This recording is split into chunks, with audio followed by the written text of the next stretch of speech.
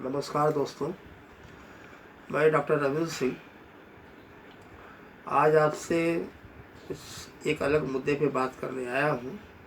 आज ये विषय की वस्तु है emergence and development of sociology in India, यानी भारत में समाजशास्त्र का उदय एवं विकास के बारे में मैं आपसे कुछ बात करूँगा। दोस्तों, भारत में आधुनिक समाजशास्त्र की चर्चा से पहले भी बहुत सारे प्राचीन विद्वानों की कृतियों में सामाजिक व्यवस्था के बारे में जानकारी हमें मिलती है। जैसे कौटिल्य का अर्थशास्त्र, मनु की मनुस्मृति, कल्हण की राज तरंगिणी में सामाजिक व्यवस्थाओं की बातें हमें मिलती है। दोस्तों, कौटिल्य को तो भारत का मैकियावेली भी कहा जाता है। कौटिल्य अपने राज व्यवस्था सिद्धांत के लिए, अपने राज्य के सप्तांग सिद्धांत के लिए, यानी 7 organs theory of the society के लिए, और अपनी कूटनीति एवं राजशिल्प के लिए तो जाने जाते ही हैं। यहाँ मैं आपको एक बहुत विशेष बातें आपसे शेयर करना चाहता हूँ कि कौटिल्य, जिनको हम अर्थशास्त्र के रचयिता के रूप में जानते हैं, दरअसल इनके बारे में डॉक्टर पी.वी. काने, यानी पांडुरंग बाबा काने ने अपनी पुस्तक धर्मशास्त्र के इतिहास में कहा कि कौटिल्य, चाणक्य और विष्णुगुप्त ये तीनों एक ही व्यक्ति का नाम है। 3 विभिन्न नाम जो अलग अलग कार्यों के लिए जाने जाते हैं। जैसे कौटिल्य अपने अर्थशास्त्र की कृति के लिए, चाणक्य के रूप में, चंद्रगुप्त मौर्य के प्रधानमंत्री के रूप में, और विष्णुगुप्त के रूप में हितोपदेश के रचयिता के रूप में। ये बात केवल काने ही नहीं, विशाखा दत्त ने भी अपने मुद्रा राक्षस में कहा कि ये तीनों भिन्न भिन्न नाम एक ही व्यक्ति के। खैर, रही बात मनु की, मनु की रचना मनुस्मृति के रूप में हमारे सामने है, जो मानव धर्मशास्त्र के रूप भी कहा जाता है। जिसे मनु राजा की दैवीय सिद्धांत, दंडशास्त्र यानी राजशास्त्र के लिए जाने जाते हैं। दोस्तों, किसी भी चीज़ का विकास यूं ही नहीं शून्य से शिखर तक हो जाता है, उसके क्रम होते हैं। समाजशास्त्र का भी एक क्रम है, शून्य से शिखर तक। आज जो अगस्त कॉम्त ने समाजशास्त्र को विज्ञानों की रानी कहा, तो यूं ही नहीं हुआ, ये एक क्रम से आया। जहाँ तक भारत की बात है, भारत में समाजशास्त्र की बात, उदय की बात है या विकास की बात है, भारत में एम.एस.ए. राव ने भी समाजशास्त्र के विकास के कई चरणों की बातें की, खासकर 3 चरणों की बातें राव ने की। वो चरण क्या है? अन्वेषणात्मक चरण, दूसरा विश्वविद्यालय चरण, तीसरा प्रसार के विभिन्न स्तर। दोस्तों, अन्वेषणात्मक चरण का मतलब होता है जब विदेशी विद्वानों के द्वारा भारतीय समाज के परिप्रेक्ष्य में जब बहुत सारी बातें की गई, जैसे हेनरी मैन के द्वारा हिंदू कानून व्यवस्था के बारे में, मार्क्स के द्वारा भारतीय ग्रामीण समुदाय के बारे में, मैक्स वेबर के द्वारा जाति व्यवस्था एवं धर्म संबंधी बातें की गई। खैर दोस्तों, भारत में समाजशास्त्र के विकास या स्थापना के संबंध में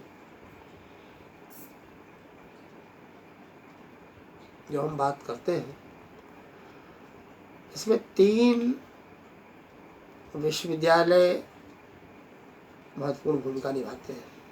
भारत में समाजशास्त्र की नींव डालने में 3 विश्वविद्यालय की बहुत ज़बरदस्त भूमिका रही है। इसमें सबसे महत्वपूर्ण भूमिका तो मुंबई यूनिवर्सिटी का रहा। आपको आगे बढ़ने से, आगे बात करने से पहले आपको ये पता है कि भारत में समाजशास्त्र की पढ़ाई विश्व के परिप्रेक्ष्य से अलग ढंग से हुई। विश्व मतलब खासकर यूरोप यानी फ्रांस। फ्रांस में समाजशास्त्र की पढ़ाई हम लोग को पता है कि 1838 में शुरू हुई, और फ्रांस और यूरोपीय समाज में औद्योगिकरण इसके लिए जिम्मेदार रहा। कई क्रांतियाँ जिम्मेदार हैं उसमें खासकर औद्योगिक क्रांति महत्वपूर्ण है।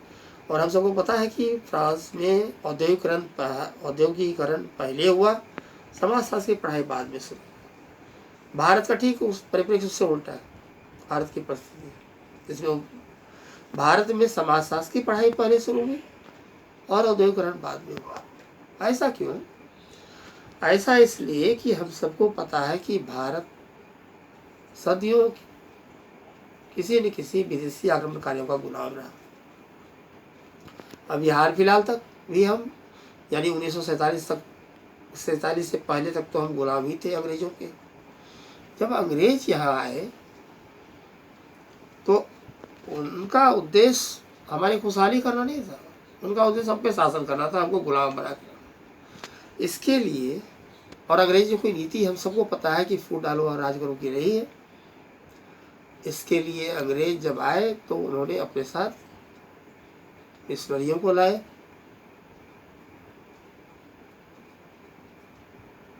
प्रशासकों को लाए, मानव शास्त्रियों को लाए, समाज शास्त्रियों को लाए। इसलिए नहीं, भारत के सामाजिक ताने बाने, भारत के सामाजिक इन सबको लाने का उद्देश्य उनका था केवल कि भारतीय सामाजिक संरचनात्मक व्यवस्था का ताना बाना को समझा जाए।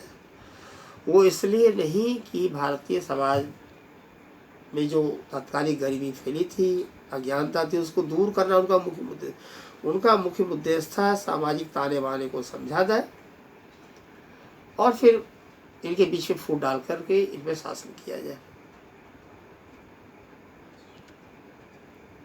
दोस्तों, आपको पता होगा कि भारत विश्व में एक ऐसा देश है, एक चीज़ मैं और भी यहाँ बता दूँ आपको, कि जो विदेशी खासकर मिशनरी, समाजशास्त्री, पश्चिमी देशों के खासकर मानव शास्त्री लोग आए थे,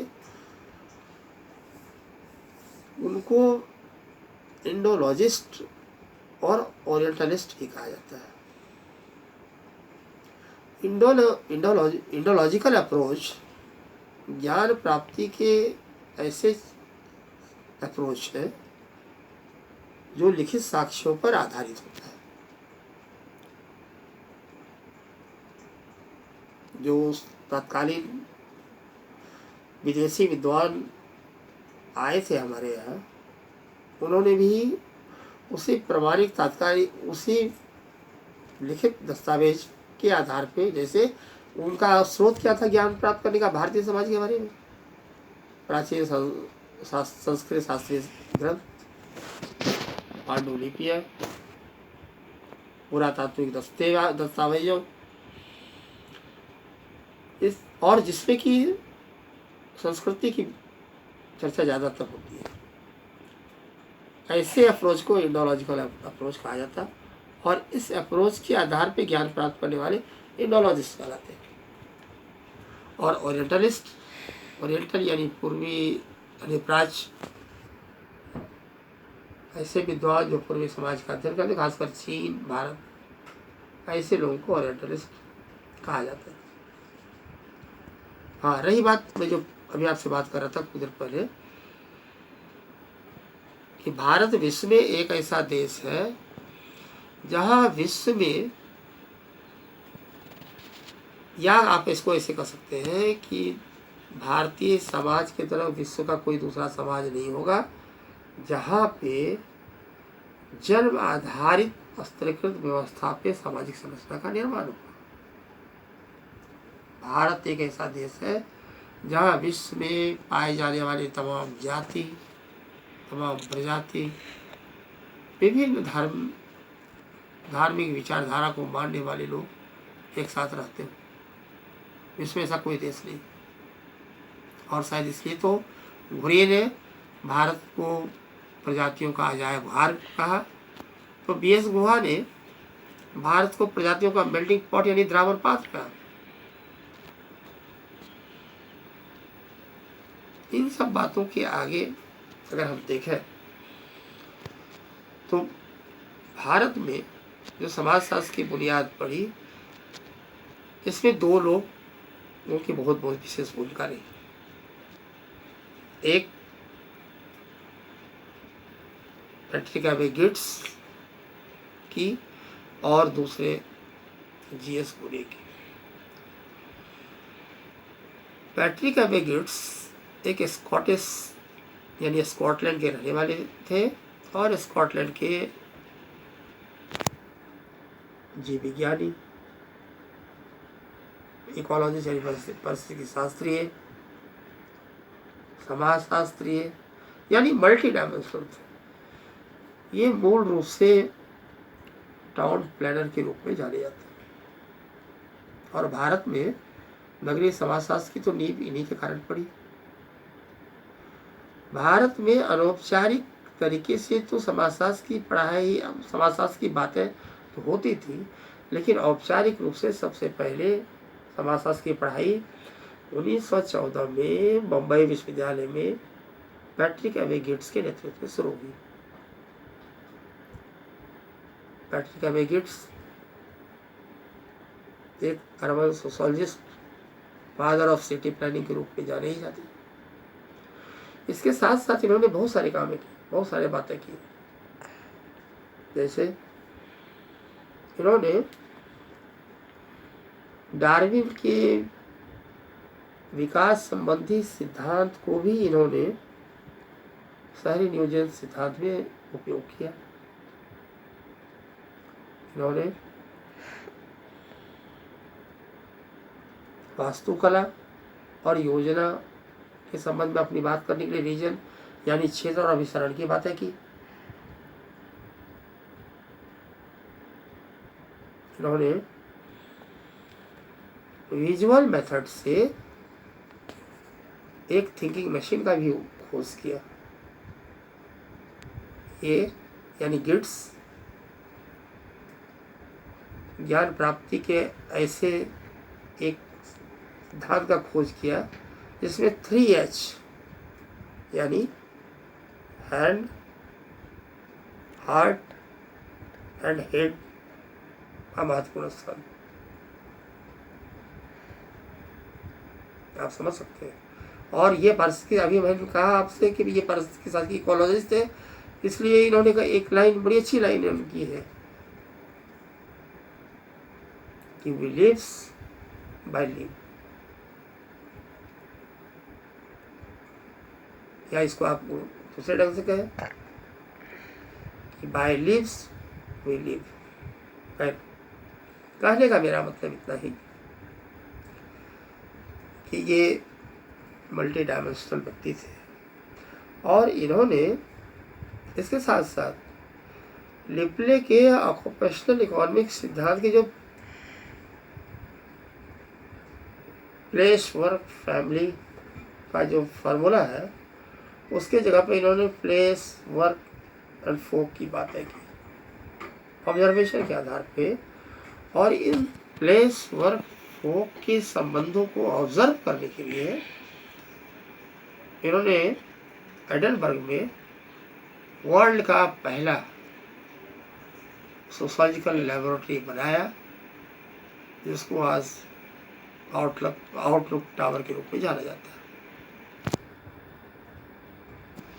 खैर, इन्होंने एक चीज़ और बहुत महत्वपूर्ण जो बातें हैं इनके समय कि इन्होंने अपने सर्वे एनालिसिस ऑफ प्लान के आधार पे एक कन्वर्सेशन यानी उपनगरीय समूह की बातें की। दरअसल कन्वर्सेशन या उपनगरीय समूह कहते हैं वैसे क्षेत्र को कि जब कहीं पे उद्योग का निर्माण होता है तो जाहिर सी बात है वहाँ नगर भी बसेंगे, वहाँ स्लम्स भी होंगे। जब इन उद्योगों के निर्माण होने से नगरों का फैलाव, साथ साथ स्लमों का भी फैलाव जब होता है, तो जो उस सराउंडिंग में जो छोटे छोटे कस्बे नुमा जगह होते हैं वो आपस में मिल जाते हैं और फिर एक नए नगरीय समूह की रचना हो जाती है, जिसको ही गेट्स ने कन्वर्शन या उपनगरीय समूह की बातें की। इन्होंने कई पुस्तकें भी लिखी, खासकर 2 पुस्तकें ये बड़ी फेमस है, आप सबको भी जानना चाहिए। एक एवोल्यूशन ऑफ सेक्स और दूसरी सिटीजन एवोल्यूशन की बातें इन्होंने की, यानी सिटीजन एवोल्यूशन पुस्तक। और इसी पुस्तक में सिटीजन एवोल्यूशन में ही इन्होंने कन्वर्शन की सिद्धांत की बातें की, यह अवधारणा दिया। और फिर ये नगरीय समाजशास्त्री के रूप में तो जाने ही जाते थे और इसलिए इन्होंने कहा कि सामाजिक समस्या और नगरीकरण एक अन्य से दोनों के संबंध, यानी दोनों का अटूट संबंध है। सामाजिक समस्याओं से नगरीकरण होता है तो नगरीकरण के कारण ही सामाजिक समस्याएं उत्पन्न होती है। समय बीता, गेट्स जब रिटायर हुए तो फिर 1924 में बॉम्बे विश्वविद्यालय के में पहले भारतीय समाजशास्त्री या पहले भारतीय गोविंद सदाशिव घुरे, जिनको हम लोग आमतौर पे आम बोलचाल में GS घुरे के नाम से जानते हैं, ये अध्यक्ष बने बम्बई विश्वविद्यालय के समाजशास्त्र विभाग के। चूँकि ये पहले भारतीय थे समाजशास्त्र विभाग के अध्यक्ष होने वाले, इसलिए घुरे को हम भारत के समाजशास्त्र के पिता के रूप में भी जानते हैं। घुरे, जैसा कि हम लोग को पता है कि इनके जाति प्रजाति में विशेष रुचि रही, जाति प्रजाति के अध्ययन में, और जाति प्रजातियों के अध्ययन के लिए ही शोध की ही इन्होंने कैम्ब्रिज यूनिवर्सिटी से किया, WHR रिवर्स के निर्देशन में। लेकिन दुर्भाग्यवश इन बिटवीन, यानी शोध कार्य के बीच में ही रिवर्स की मृत्यु हो गई, तो फिर इन्होंने एसी हैंड्स के निर्देशन में बाकी अपना शोध कार्य पूरा किया।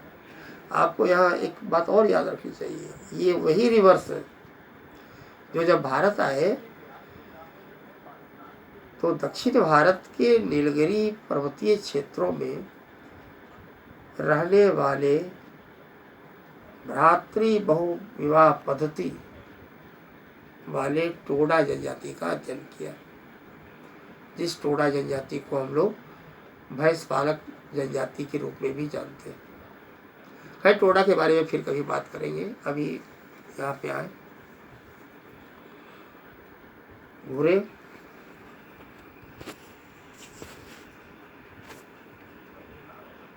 मल्टी डायमेंशनल व्यक्तित्व के धनी थे। इन्होंने जाति प्रजाति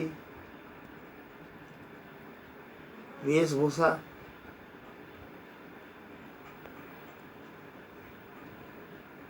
साधु सन्यासियों के बारे में, सेक्स विवाह के बारे में, यानी तमाम क्षेत्रों में इन्होंने अनेक लेख लिखे। एक लंबी चौड़ी लिस्ट है इनकी रचनाओं की, और इनका योगदान खासकर जातियों के बारे में, इन्होंने कहा भी जाति की उत्पत्ति के बारे में इनका मानना था कि ये प्रजातीय अवधारणा है और जो कि निचले से प्रभावित थी। इन्होंने कहा भी कि जाति की उत्पत्ति एक इंडो आर्य संस्कृति की गंगा के मैदान में एक ब्राह्मणों की संतान है, जहाँ से पूरे भारत में फिर फैले और ले जाए गए। खैर, जो भी हो, इन्होंने जनजातियों के बारे में भी लिखा, जनजातियों के बारे में भी बातें की। और जनजाति को तो इन्होंने एक पिछड़ा हिंदू कहा, और ये और कोई नहीं, एक पिछड़े हिंदू है। इनकी विकास की जब बातें चली, जनजाति इनकी मतलब जनजातियों के विकास की, तो इन्होंने उनके विकास के लिए इन्होंने बातें आत्मसात की नीति का सिद्धांत सलाह दिया, जो कि वेरियर एल्विन के नेशनल पार्क थियरी और तत्कालीन प्रधानमंत्री पंडित नेहरू के एकीकरण के सिद्धांत से विपरीत है। जो भी इन्होंने जाति की बातें तो की, और जाति की इन्होंने 6 विशेषताओं की बातें की। इन्होंने शहरीकरण, औद्योगिकरण के बारे में भी बातें की। इन्होंने कहा कि शहरीकरण का विकास भारतीय ग्रामीण क्षेत्रों से शुरू हुआ। इन्होंने साधुओं की दोहरी भूमिकाओं की भी बातें की।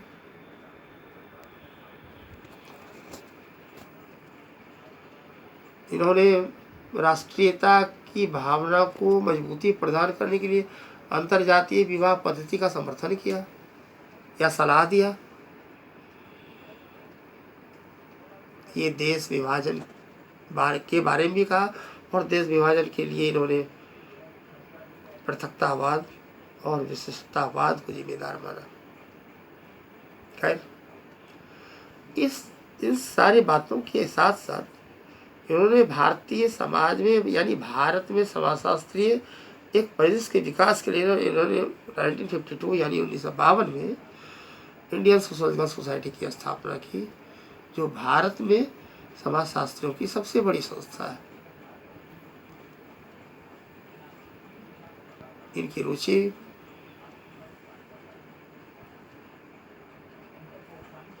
विभिन्न अपने अध्ययनों में विभिन्न परिप्रेक्ष्यों का उपयोग करने में था, और इन्होंने अपने अध्ययन में मानव शास्त्रीय परिप्रेक्ष्य, समाज शास्त्रीय परिप्रेक्ष्य और भारत विद्या शास्त्रीय अप्रोच सभी का प्रयोग किया, और इन सबों का प्रयोग करते हुए एक विशाल पुस्तकों की सीरीज तैयार हो गई इनके विद्वता के कारण। जैसे आप भी थोड़ा सुनिए, जैसे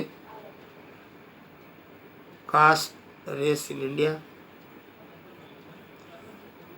cast class and occupation, sex habits of middle class people, Koli जनजाति का अध्ययन किया था, तो फिर उन्होंने the Mahadev Koli, the Indian sadhus, social tension in India, ये किताबों की एक झड़ी है। दोस्तों, इन दो महानुभावों के अलावे भी भारत में इन दोनों की तो पायनियर भूमिका रही समाजशास्त्र के स्थापित करने में भारत में। ये दोनों बम्बई विश्वविद्यालय से जुड़े थे। बम्बई विश्वविद्यालय के अलावे 2 और विश्वविद्यालय पायनियर कहे जा सकते हैं भारत में, एक समाजशास्त्र के परिप्रेक्ष्य में, एक कलकत्ता विश्वविद्यालय और दूसरा लखनऊ विश्वविद्यालय। कलकत्ता विश्वविद्यालय से BN सील यानी प्रोफेसर ब्रजेंद्र नाथ सील जुड़े थे, और लखनऊ विश्वविद्यालय से यानी या आप इसको ऐसे भी कर सकते हैं कि लखनऊ विश्वविद्यालय के शिल्पकार समाजशास्त्र विभाग के ये थे डॉक्टर राधा कमल मुखर्जी। ये वही राधा कमल मुखर्जी जो अपने मूल्यों के समाजशास्त्र के सिद्धांत के लिए पूरे विश्व में प्रसिद्ध हुए भारतीय समाजशास्त्री के रूप में। इन्होंने आध्यात्मिक क्षेत्रों में भी कुछ बातें की, जैसे इन्होंने भगवत गीता का एक समाजशास्त्रीय परिप्रेक्ष्य में अध्ययन करके लिखा the song of the supreme के रूप में।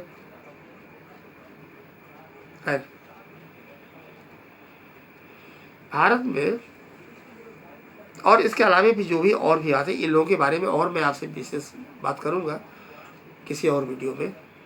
अभी मेरा उद्देश्य या इस वीडियो का उद्देश्य कुछ और बात करने की है कि आपको कुशवाहा जी के भारत में समाजशास्त्र की स्थापना, उदय, विकास का एक प्रारंभिक नॉलेज दूँ, जो आपको तमाम समाजशास्त्र से संबंधित तमाम, चाहे वो यूनिवर्सिटी से एग्ज़ाम हो या कॉम्पिटिटिव एग्ज़ाम हो, जिसमें काम आ पाए। खैर दोस्तों, रही बात समाजशास्त्र के कालखंडों की, विकास की, उत्पत्ति के, तो भारत में समाजशास्त्र के विकास को एक 3 कालखंडों में बांटा जाता है। पहला 1773 से 1900 तक,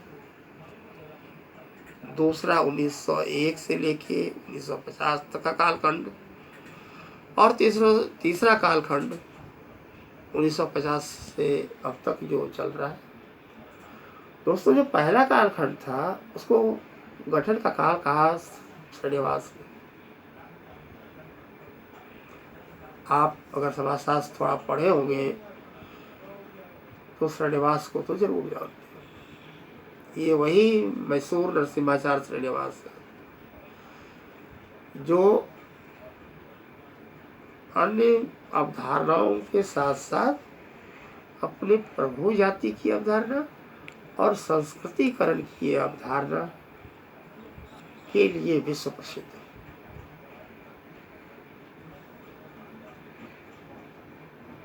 इनके बारे में मैं स्पेशली अलग से एक वीडियो आपके लिए बनाऊंगा। ये भारत के एक पिलर है, जिसपे समाजशास्त्र टिका है आज के समय में, भारतीय समाजशास्त्र। तो खैर, तो 1773 के से 1900 तक के कालखंड को गठन का काल कहा था। 1900 से यानी 1901 से 1950 तक के काल को बहुउद्देशीय काल कहा जाता है, और 1950 तक के कालखंड को सुदृढ़ीकरण काल कहा जाता है। तो इस तरह से कालखंडों में बांटा गया। ये कालखंड तो और बात है, हमारा उद्देश्य आपको ये बताना था कि समाजशास्त्र की बुनियाद भारत में कैसे पड़ी, और फिर आज तो करीब करीब पूरे भारत में समाजशास्त्र की पढ़ाई शुरू होने लगी या शुरू हो गई, और आज तो मजबूती से अपने पैर भी जमा रहे। खैर, आज इतना ही। अगर आपको लगे कि इस वीडियो में कुछ खास है तो इस वीडियो को बार बार वॉच कीजिए, और अपने दोस्तों को भी मोटिवेट कीजिए इस वीडियो को वॉच करने के लिए, ताकि मैं आपके लिए समाजशास्त्र के बेसिक नॉलेज से संबंधित और भी वीडियो लाऊं। Thank you.